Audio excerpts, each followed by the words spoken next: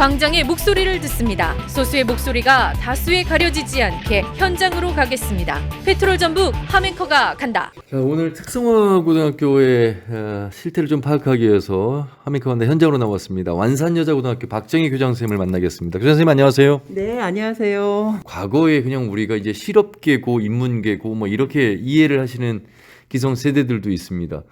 자, 그런데 이제 그 이름이 뭐 초중등 교육법이 바뀌면서 이름도 달라졌고 그 가운데는 또 마이스터 고등학교도 있고 우선 아이들 이야기부터 좀 해볼게요. 역시 입학 정원 채우기 어려운 완산 여고가 됐습니다. 완산 여고뿐만 아니라 특성화 고등학교의 전체적인 현실이 입학부터가 어려운 것 같아요. 네, 맞습니다. 그러니까 저도 이제 저도 고민을 하는 게 특성화 고등학교에 오세요라고 하는 말이 개인적으로는 굉장히 자신 있고 또 우리 선생님들이 굉장히 열심히 하고 이건 뭐 분명한데 문제는 특성화 고등학교 학생들에 대한 사회적인 위치가 변동되지 않고서는 그 변화는 일어날 수가 없어요.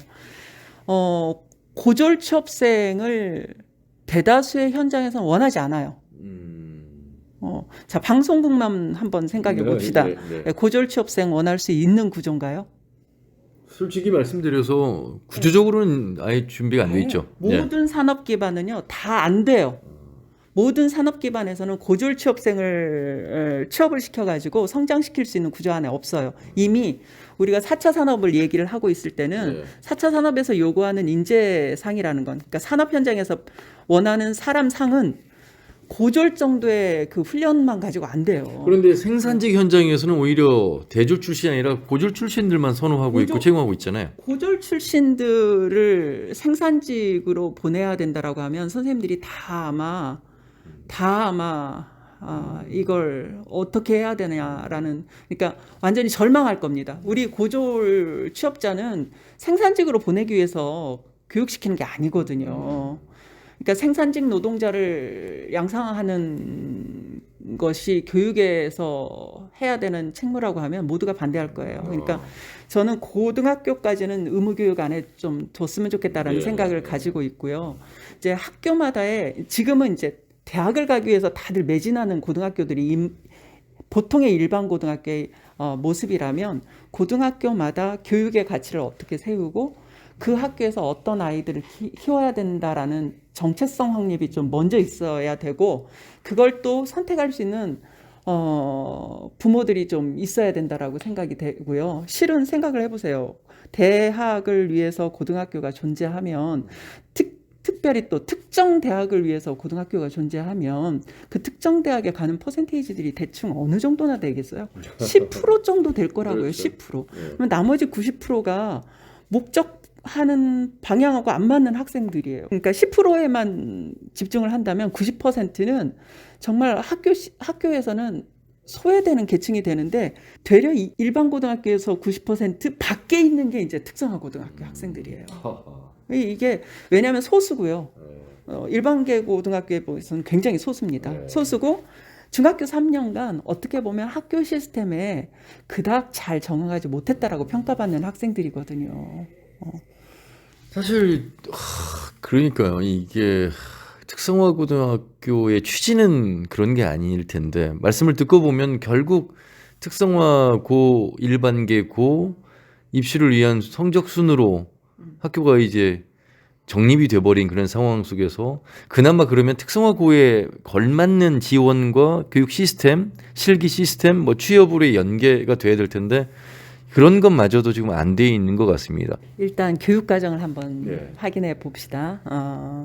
우리가 어떤 직군에 맞는 기술 인력이나 기능 인력을 내보내려면 저는 적어도 미니멈 2년도 안 되고요. 한 3년 정도의 시간이 필요하다고 생각을 해요. 3년. 근데 고등학교는요.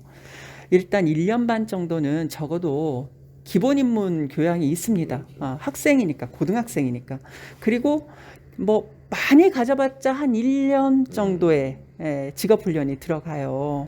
물론 안 그런 고등학교가 있다라고 말씀하시는 분도 있을 수 있겠으나 고등학생이 기본적으로 배워야 되는 소양 교육, 뭐 예를 들면 역사 교육이라든지 뭐 우리 커뮤니케이션 능력이라든지, 그러니까 국어 영어를 통해서 커뮤니케이션 능력이라든지 아니면 수리적인 걸 이해할 수 있는 수학이라든지 이걸 고등학교 때 안 배운다? 그럼 그게 말이 안 되는 거거든요.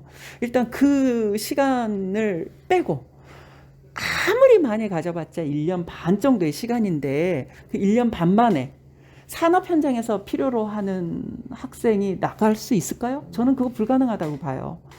저는 지금 우리가 특목고, 자사고 없애가고 있잖아요. 네. 예, 일반 교육으로 가고 있잖아요. 그러면 순위에서 지금 특목고 있고 자사고 있고 일반 고등학교 있고 마이스터고 있고 특성화고가 있단 말이에요. 이렇게 순으로 이렇게 세워놨어요. 중학교 그 3년의 결과에 따라서 학생들을 이렇게 차등 교육을 시킨단 말이에요. 분리 선별 교육을 시키는 건 분명히 없어져야 된다라고 생각을 해요. 직업 교육은 정말 직업 교육은 앞으로 4차 산업혁명이라고 말하는 그 미래 시대에 맞는 직업 교육을 시키려면 적어도 고등학교까지 의무 교육을 마친 학생들을 대상으로 대학에서 한 4년 정도 아주 특별한 스킬을 익힌 다음에 아니면 적어도 이제 학점제가 진행된다라고 해요. 고등학교 때. 그러면 내가 가고자 하는 직업군에 알맞는 학점에 맞는 소양 교육을 좀 한 다음에 그걸 나중에 이제 대학에 가서 전문적으로 한 다음에 나가야죠. 단순히 그냥 저는 교육청에서 취업률만 바라보는 것도 문제가 있어요. 지금 대학 취업률도 잘 안 되고 있는, 성인 취업도 안 되고 있는데 고졸 취업자 더 말라가죠. 거기다가 현장 체험이라고 해가지고 나가는 것은 저는 반대를 합니다. 대학도 현장 체험 굉장히 어려워요. 왜냐하면 현장 체험에 가가지고 현장 체험을 해야 되는데 가가지고 허드렛 일 하다 오면 안 되거든요. 그 다음에 가가지고 정말 대접 못 받고 오면요, 이 학생들이 느끼는 자괴감이라는 건 우리가 상상할 수 없는 거예요. 이름도 안 부릅니다. 이름도 안 불러요. 우리가 시스템에서 사람을 차갑게 대할 때는 그 사람을 인간적으로 접근을 안 하거든요. 어떤 특정 계층으로 불러버리거든요. 그런 사회에서 학생들한테 네가 견뎌라 라고 하고 있어요, 지금. 광장의 목소리를 듣습니다. 소수의 목소리가 다수에 가려지지 않게 현장으로 가겠습니다. 페트롤 전북 함앵커가 간다. 완산여자 고등학교 다니고 있는 3학년 이소진이라고 합니다. 네, 제가 입학하게 된 계기는 제가 취업 후 진학이라는 그 제도를 알게 되어가지고 저는 사회에서 조금 더 실무를 먼저 경험하고 싶어서 특성화고에 왔고요. 특성화고에서 그런 걸 먼저 배울 수 있다고 해서 오게 됐습니다. 우선 힘들었던 건 특성화고라는 사람들의 조금 선입견이 특성화고라서 뭔가 공부를 조금 덜 할 것이다 뭐 이런 편견을 가지고 있는 사람들이 제 주변에 있었거든요. 그래서 제가 거기 가서 발전을 할 수 있을까라는 뭔가 따가운 시선이 조금 있었던 게 저한테는 힘들었던, 그걸 느끼는 게 힘들었던 점이에요. 그런 시선을 제가 좀 이겨내기 위해서 학교 대내외로 활동을 되게 많이 한 것 같아요. 우선 자격증도 되게 3년 내내 꾸준히 해서 한 7개 정도 취득을 했고, 그리고 통계대회나 전자상거래 경진대회 이런 데 나가면서 학교를 외부적으로 더 알리기 위해서 좀 더 노력한 것도 있고, 학생회장 하면서 그런 시선 같은 거에 대한 문초리를 해소하기 위해서 열심히 했던 것 같아요. 우선 제가 금융권에 취업을 했더라도 거기서 배워서 그치는 게 아니라 제가 부족한 게 정말 많을 거라고 예상을 해요. 그래서 계속해서 텔레마케터 공부도 하고 금융에 대한 공부를 더 하면서 자기 개발을 하려고 계획 중입니다. 전북기계공업고등학교에 재학 중인 고등학교 3학년 이건명이라고 합니다. 취업을 좀 남들보다 빨리 하고 싶었는데요. 저희 친형이랑 누나가 직업계고를 나와서 현재 삼성이랑 현대제철을 다니고 있는데 남들보다 빠르게 자신의 진로를 찾는 모습이 존경스럽고 저 또한 빠르게 취업을 해서 남들과는 다른 좀 저만의 역량을 기르고 싶어서 마이스터고에 입학하게 되었습니다. 아무래도 중학교 때부터 인문 과목만 공부했는데 이제 고등학교 와서 전공 과목을 공부하다 보니까 처음 배우는 과목이 많이 낯설기도 했고 어떻게 보면 새로운 기계를 다루는 게 많이 어렵기도 했지만 이런 부분을 남들이 할 수 없는 부분이기 때문에 더욱 저만의 강점이 될 수 있어서 좋았다고 생각합니다. 취업을 하기 위해서 1학년 때는 자격증 취득이나 봉사활동 등 많은 대외활동에 참여했고 2학년 때는 친구들과 함께 면접 준비를 하면서 많은 노력들을 했습니다. 제가 가장 신경 쓴 부분 아무래도 봉사활동이라고 생각하는데요. 포스코 같은 경우에는 사회적 기업이라는 이미지가 크기 때문에 직원들의 봉사활동을 굉장히 중요하게 생각해서 저 또한 그 다양한 요양원과 RCY 등에서 활동하면서 300시간 가까운 봉사활동을 하였습니다. 우선 절대 기죽지 말라고 말을 해주고 싶습니다. 직업계고 특성상 남들보다 일찍 취업을 하잖아요. 그에 맞게 일찍 취업 준비를 하면서 분명 힘든 부분도 있겠지만 직업계고를 희망하는 목표를 이루면서 취업이라는 목표를 이루기까지 기죽지 말고 자신의 꿈을 찾아갔으면 좋겠습니다. 저는 이리공학고등학교 기계과 김민호 학생입니다. 제가 아무것도 못한 상태였는데 이제 지인분들이 차라리 인문계 가는 것보다 공업고등학교를 가라, 과를 선택해서 취직을 하라, 더 효율적이라고 해가지고 간 것 같아요. 제가 옆에서 저한테 그러는 거예요. 너는 공부를 못하니까 공업고등학교를 가는 거지. 우리는 진짜 공부 잘하니까 인문계 간 거지. 하면서 이제 놀리는 식으로 말했는데 저는 그걸 이제 특성화가 더 좋다. 차라리 특성화고 가가지고 공부 열심히 자기 적성에 맞는 걸 해가지고 취직하는 게 더 좋다라고 저는 말했죠. 지금 1학년은 아직 실습을 안 나갔지만 특성화고 친구들이 전공이랑 상관없이 실습을 나간다는데 저는 진짜로 당황스러울 것 같아요. 약간 복잡할 것 같아요. 나는 분명히 기계 쪽을 배웠는데 왜 내가 판매 쪽으로 가지? 갑자기 그런 식으로 당황스러울 것 같아요. 다른 회사로 갈 것 같아요. 특성화고 친구들이 조금 좋은 환경에 실습에 나가고 교육을 받고 취업까지 이어질 수 있는 환경이 만들어졌으면 합니다. 광장의 목소리를 듣습니다. 소수의 목소리가 다수에 가려지지 않게 현장으로 가겠습니다. 페트롤 전북 하멘커가 간다. 정말 기업과 이 사회가 특성화고 아이들을 받을 준비가 돼 있느냐, 이 아이들을 제대로 그래서 키울 수 있는 미성년자잖아요. 최소한의 학교 교육을 통해서 취업으로 나갈 수 있는 그 정도의 교육 환경이 돼 있느냐, 뭐 여러 가지. 아이들은 그래도 이곳에 다니면서 기회라고 할까요? 이곳에 온 취지가 본인들에게 좀 연결되기를 바라는 그런 마음도 있을 텐데, 저희가 3년간 노력해서 학생한테 심어주려고 하는 건 자존감하고 그 다음에 성취감, 그 다음에 자기의 능력치에 대한 믿음, 이런 것을 심어주고 싶은데 이게 쉽진 않아요. 대한민국은 아마 많은 교육자들이 얘기를 하겠지만 부모의 학력과 부모의 경제력이요, 아이의 미래 학력과 미래 경제력을 거의 100% 좌지우지하거든요. 그걸 제공하지 못하는 부모한테 성장을 하면 아이가 아무리 능력치가 높더라도 그 보이지 않는 유리천장에 다 가려져 있거든요. 예를 들면 영어 교육 우리나라에서 굉장히 민감합니다. 외국에서 영어 배우고 온 학생을 뛰어넘을 수가 없어요. 얼마 전에도 3살부터 영어 유치원 다닌 애들을 어떻게 뛰어넘으리 하는 기사가 있는데 뛰어넘을 수가 없습니다. 아무리 그 아이가 언어 능력이 뛰어난다라고 해도 그건 아주 특수하게 몇 명일 뿐이거든요. 근데 이게 그런 거에 매몰돼서 교육이 있다는 건 불행인 거고요. 일단 우리나라 경쟁력이 지금까지 열심히 공부시키는 데서 이만큼 됐어요. 이만큼 됐으면 앞으로 50년은 대체 어떤 아이들을 어떤 교육 시스템에서 왜냐하면 특성화고등학교는 50년 전 모델이에요. 100년 전 모델이에요. 그 당시 그 서열 중에 남아있는 것 중에 하나죠. 예전에는 후기 고등학교도 있었고 막 이랬는데 그런 게 문제가 됐다라는 거 보고 다 없앴는데도 불구하고 직업교육이라는 미명하에 아직까지 남아있어요. 근데 우리가 고민해야 될 시점인 거죠. 이게 마땅한 직업교육으로서 특성화고등학교가 맞냐라는 거죠. 맞지 않는 산업군의 학교 중에 하나가 또 상업계열입니다. 이미 은행에 갈 수가 없어요. 고졸로는. 물론 티오들이 있습니다. 아주 극소수의 티오들이 있어요. 고졸을 뽑는.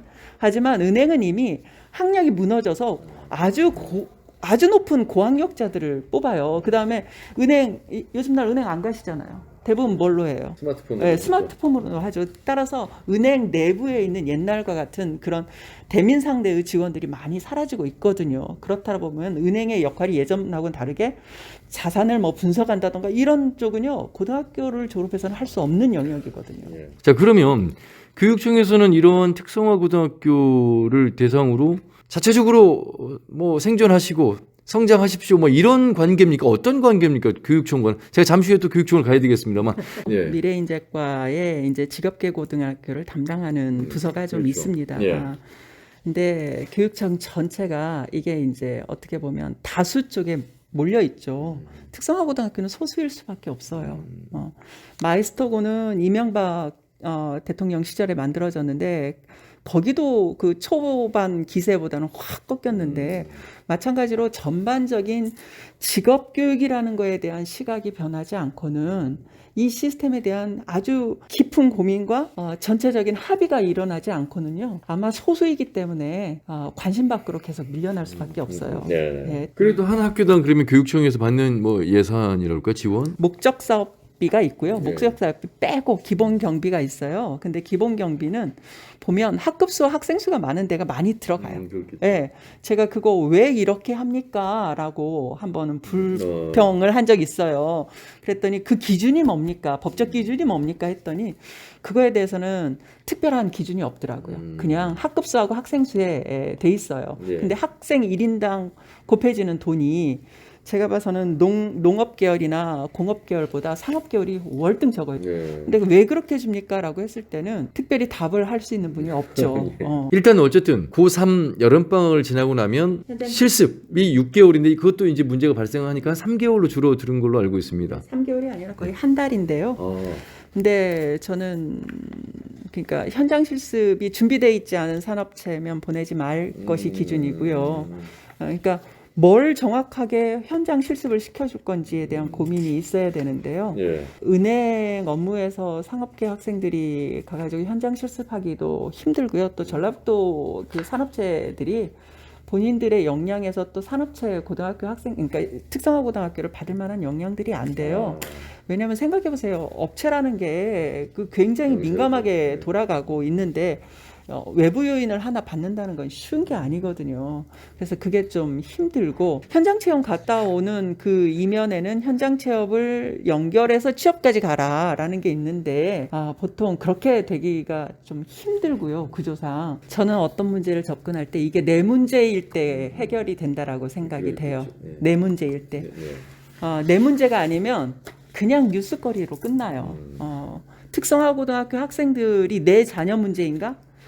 혹은 내 문제인가, 내 미래 문제인가? 라는 그 각성이 교육청이 없는 한, 이건 불가능한 일입니다. 그 각성이 교육부가 없는 한, 이건 불가능해요. 생각해 보세요. 많은 교육부에 계신 분들, 교육청에 계신 분들, 공무원들이세요. 본인들의 자녀 문제는 별 문제가 없어. 네. 내 문제가 아니고, 내 미래 문제도 아니고, 내 아이 문제도 아니에요. 누군가의 다른 집 아이의 문제인 거예요. 이게 문제죠. 이게 문제인 거예요, 저는. 물론 뭐 그 수많은 공무원분들이 행정가분들이 다 그렇지는 않으시겠습니다만 일단 소수 몇 명이 안 그러는 문제하고는 차원이 다른 문제예요. 자 완산여자고등학교 정희 교장 선생님과 말씀 나눠봤습니다. 고맙습니다. 네, 고맙습니다.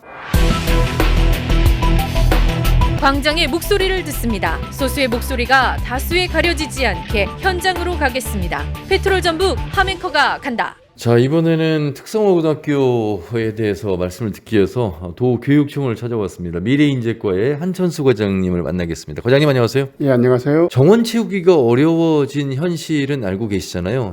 네. 그 부분부터 좀 설명해 주세요.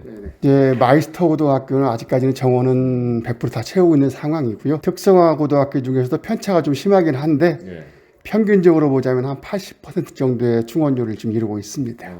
아시다시피 아이들이 졸업을 하고 취업을 해서 만족할 만한 그러한 직업계급 졸업생들의 그런 직장이 그렇게 많지가 않습니다. 취업을 한다 하더라도 상황이 상당히 열악한 그러한 기업에 취업을 할 수밖에 없고 그러한 현실이 특히 전라북도는 더 심하거든요. 산업 환경이 좀 빈약하기 때문에 그러한 요인들이 아마 직업계고등학교를 진학하는데 망설이는 그런 이유가 되는 것 같습니다.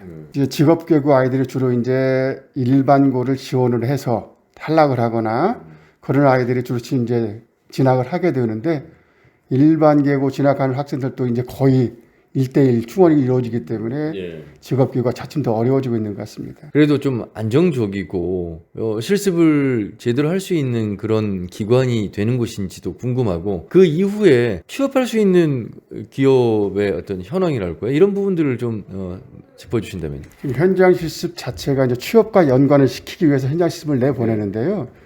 그렇다고 아이들을 무조건 아무데나 보낼 수는 없는 것이고 저희들이 심사를 합니다. 그래서 도교육청 위원회에서 심사를 해서 선도 기업으로 지정을 해주고요. 현장 실습도 가고 여러 가지 상황을 판단해서 그리고 학교 내에서 심사를 하는 게 참여기업이라고 합니다. 네.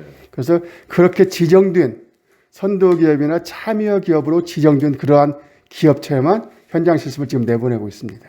현장 실습을 내보내면 반드시 한 번 이상은 예. 현장을 방문해서 지도를 합니다. 예.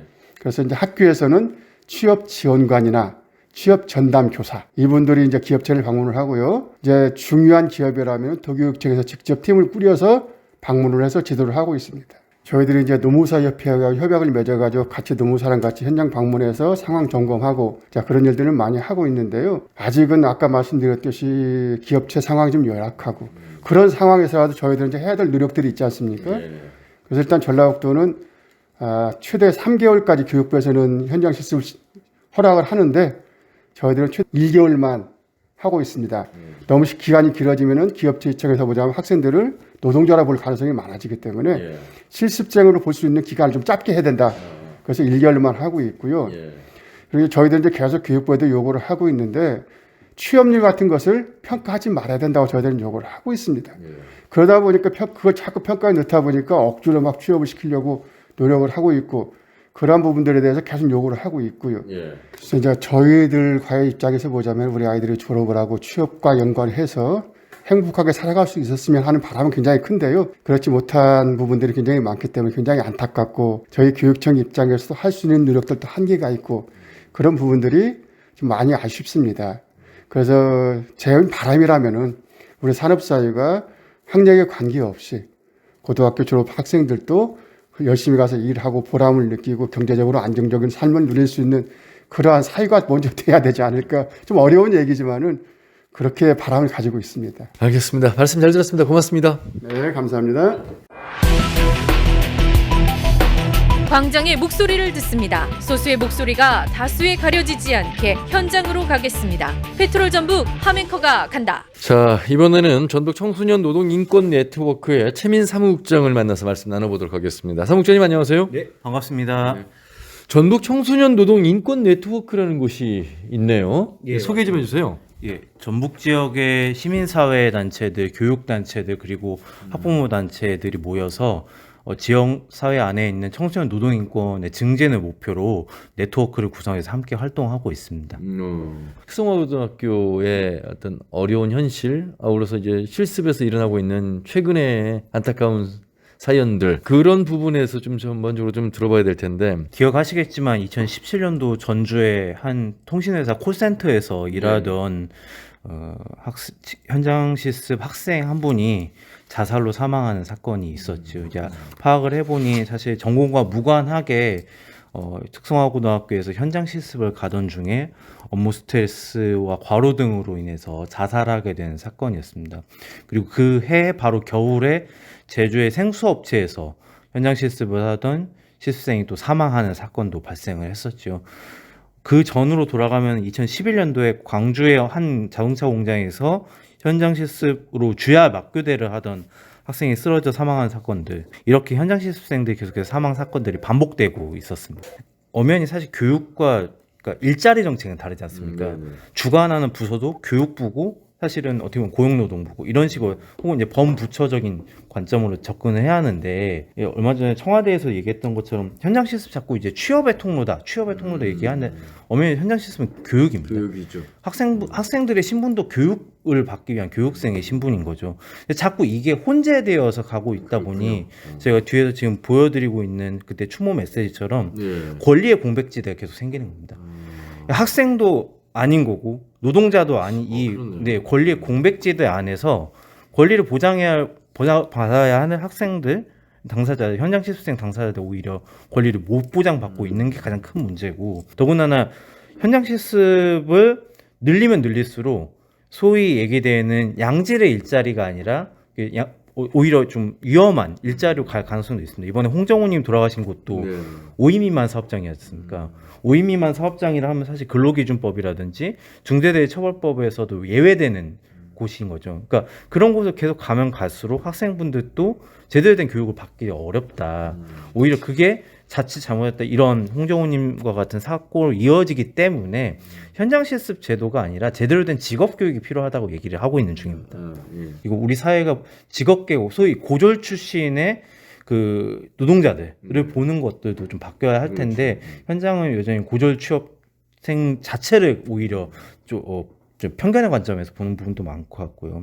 최근에 현장 실습을 다녀왔다는 학생 인터뷰가 그 언론사에 나왔는데 실습을 갔더니 누가 뭐라고 한 것이 없었다. 가르쳐 준 게 없었고 일주일 내내 그냥 사무실 소파에 앉아 청소만 했다. 이렇게 되는 거죠. 그러니까 그 교육을 받기 위해서 온 학생 자체를 어떻게 보고 있는지, 그러니까 우리 사회뿐만 아니라 기업들의 관점도 사실은 허드렛 일 할 수밖에 없는 사람으로 보는 관점들. 그렇기 때문에 제대로 된 교육의 권리를 보장할 수 있도록 하는 것들이 정말 절실히 필요한 것 같습니다. 자, 우리 학생들은 아직 미성년이고 사회에 나가기 위한 준비를 교육과 또 실습과 여러 가지 현실 교육을 통해서 가야 되는데 어떤 이런 안타까운 사고가 난 뒤에야 좀 관심을 갖는 언론도 그렇고 이 사회도 그렇고 어찌 보면 좀 더 이 노동 안전에 대한 교육을 조금 더 정규 과목으로 확대를 해야 되겠고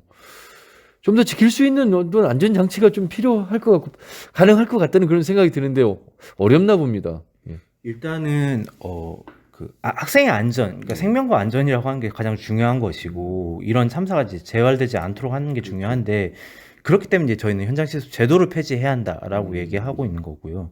이미 그 각 지역 교육청별로 공동 실습소라고 하는 것들 통해서 실습은 이루어지고 있습니다. 다만 이제 그 실습이 학생분들 입장에서 좀 부족하거나 내실 있게 하지 못한다라고 하는 이제 고민들이나 학교 현장에 이제 고민들이 있을 수 있다고 생각이 들고 그런 실습을 정말 강화하는 것들이 필요한 것이고 그리고 저희는 학생들을 대상으로 한 교육을 더 강화하는 것보다는 사업주 대상으로 하는 노동 안전 교육이라든지 노동자의 권리 교육들이 필요하다.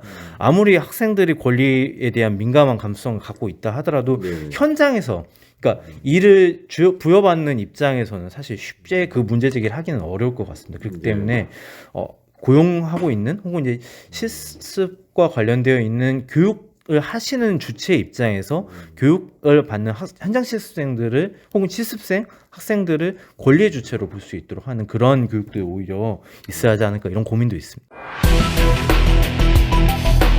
광장의 목소리를 듣습니다. 소수의 목소리가 다수에 가려지지 않게 현장으로 가겠습니다. 페트롤 전북 함앵커가 간다.